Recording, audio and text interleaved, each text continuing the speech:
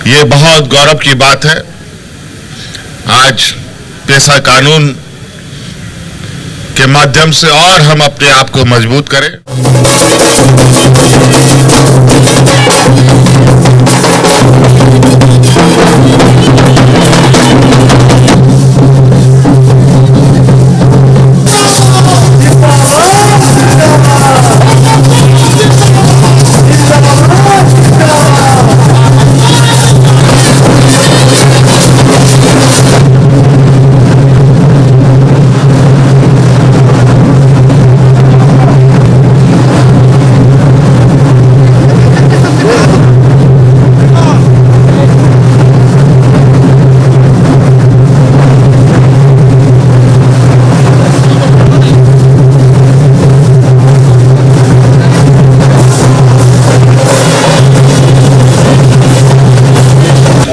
जोहार करता हूं। मुझे आप लोगों का जो ये भावना है और ये उत्साह का जो आप लोगों का विगत 2 दिनों से गांव, शहर, कस्बों में जो उत्साह का माहौल है, ये हमारे जानकारी तक में है।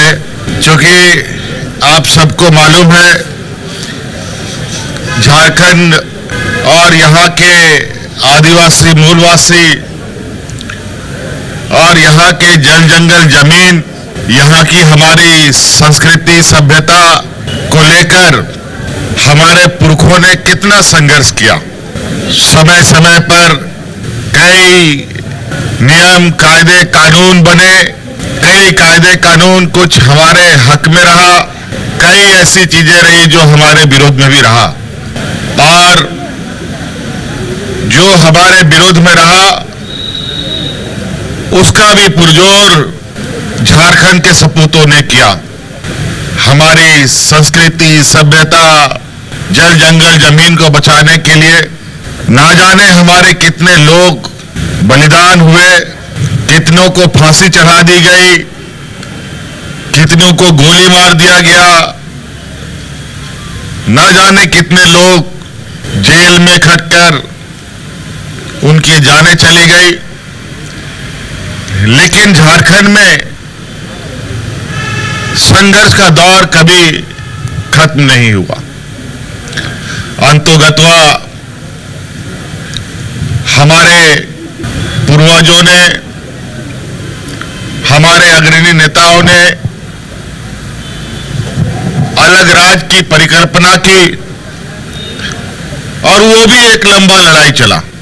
30-40 साल की लंबी लड़ाई के बाद आप सबको पता है 2000 ईस्वी में हम लोगों का राज बना। राज बनने के बाद भी आप सब लोगों ने देखा होगा कि झारखंड में कितना उतार चढ़ाव हुआ। झारखंड अलग होने के बाद भी कभी कभी ऐसा लगता रहा कि वास्तव में झारखंड राज्य अलग हुआ है भी या नहीं। बड़े पैमाने पर बाहरी ताकतों का यहां पर दबदबा कायम रहना और यहां के मूलवासी आदिवासियों के हक अधिकार को बड़े सुनियोजित तरीके से खत्म करना जारी रहा। अंतोगत्वा आप सब लोगों ने, आप लोग कोई भाई कह सकते हैं, बेटा कह सकते हैं, दोस्त कह सकते हैं, मुझे आप लोगों ने राज को आगे दिशा दिखाने के लिए जिम्मा सौंपा। जिम्मा तो सौंपा, लेकिन आप लोगों ने भी देखा होगा कि इस जिम्मेदारी को निभाने के लिए कितने जद्दोजहद होते रहे, षड्यंत्र रचता रहा। लेकिन कहते हैं ना कि सच्चाई को तुम थोड़ा देर जरूर दबा सकते हो, उसको खत्म नहीं कर सकते। इसके बावजूद हम लोग आगे बढ़ते रहे और मजबूत भी होते रहे। आज एक लंबे समय के बाद पुनः हमारे गांव, हमारा संस्कृति, सभ्यता मजबूत हो और इस राज्य की बहुत बड़ी मांग पेशा कानून धरातल पर उतरे इसको लेकर थी। पिछले कार्यकाल में तो अपने विरोधियों से लड़ते झगड़ते ही 5 साल बीत गया। अभी हम लोग के सरकार के बने 1 साल भी लगभग पूरा नहीं हुआ है, जो अभी कुछ दिनों में पूरा हो जाएगा, लगभग पूरा हो ही गया। और आपने देखा कि 25वां साल का ये युवा राज कितने मजबूत आगाज के साथ आगे बढ़ रहा है। आपने देखा कि कितने बड़े पैमाने में 9-10 हजार नौजवानों को हम लोगों ने सरकारी नियुक्तियां बांटी। और आज जो बहुत गहन चिंतन मंथन के बाद पेशा कानून आज आप लोगों को हम लोगों ने सौंप दिया।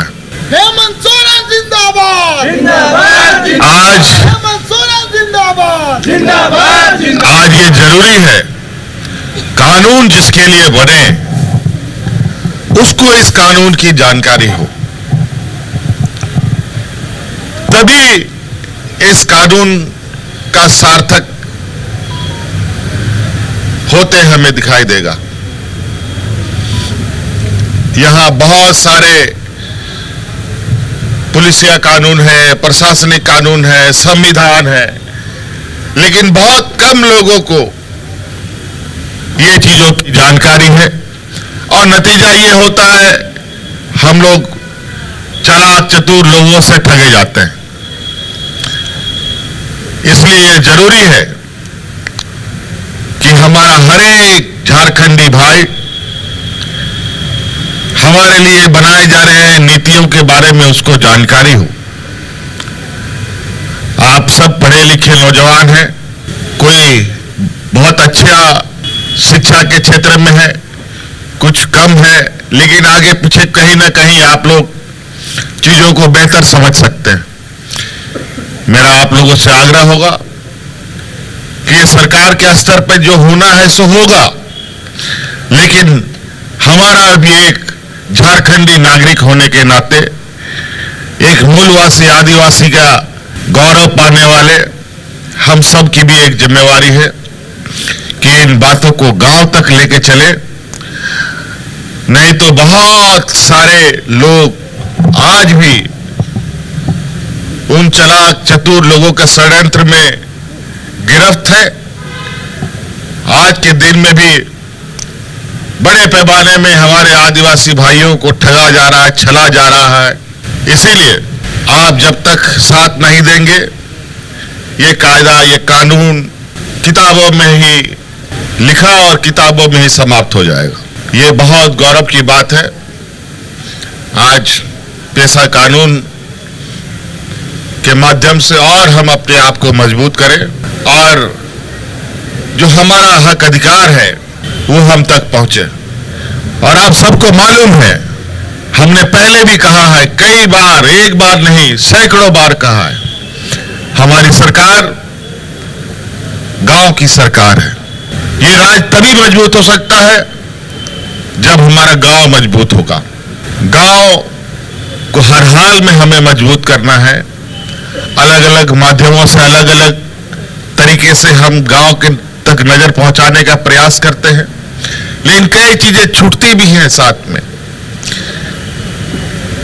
लेकिन उन सब को भी समेटते हुए हमें आगे बढ़ना है।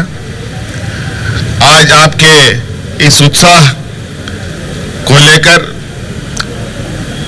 आपके इस भावना को देखकर मुझे भी काफी ताकत मिलती है, ताकि यहाँ के आदिवासी मूलवासियों के लिए मैं और अधिक से अधिक काम कर पाऊं। आप लोगों का यहाँ उपस्थिति के लिए मैं आप लोगों का बहुत बहुत आभार प्रकट करते हुए अपनी बातों को समाप्त करता हूं। धन्यवाद। पुनः जोहार।